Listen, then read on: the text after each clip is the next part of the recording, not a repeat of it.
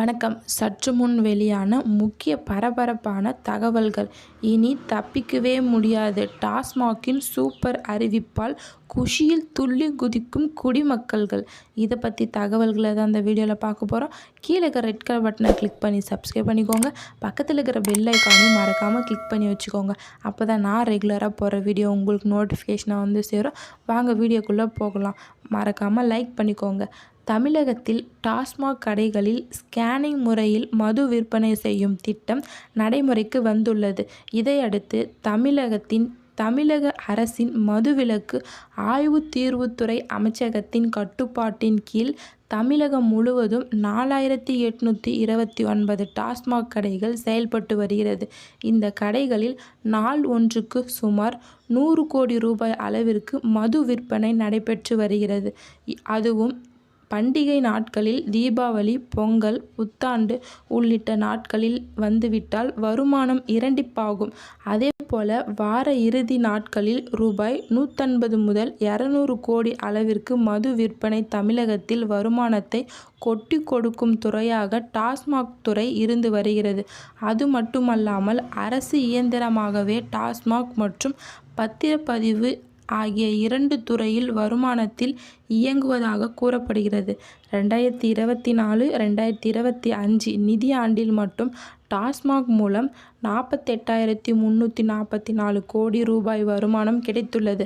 அதன்படி 2023-2024 நிதியாண்டை விட 2,489 கோடி கூடுதல் வருமானம் கிடைக்கிறது. இந்த நிலையில் அரசு விதித்த விலையை விட 100 ரூபாய் மற்றும் 50 ரூபாய் வரை அதிகம் வைத்து மது பாட்டில்கள் விற்பனை செய்யப்பட்டு வருகிறது.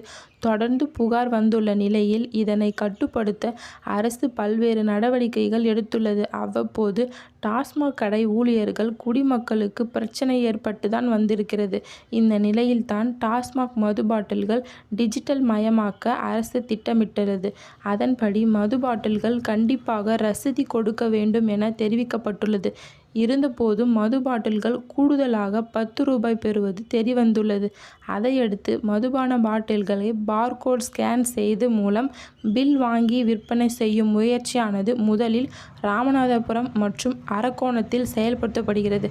காஞ்சிபுரம், செங்கல்பட்டு உள்ளிட்ட மாவட்டங்களிலும் சென்னை புறநகர் பகுதிகளிலும் அடுத்தடுத்து அமல்படுத்தப்பட்டு வருகிறது. தமிழ்நாடு முழுவதும் மது பாட்டில்கள் பில் கொடுக்கும் திட்டம் டிசம்பர் மாதம் தொடங்கப்படும் என அறிவிக்கப்பட்டுள்ளது.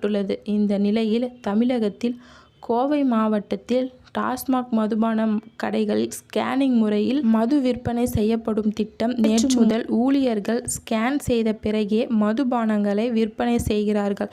மதுபானங்கள் வாங்கி வருபவர்களுக்கு காத்திருந்து மதுபானங்களை வாங்கி செல்கிறார்கள்.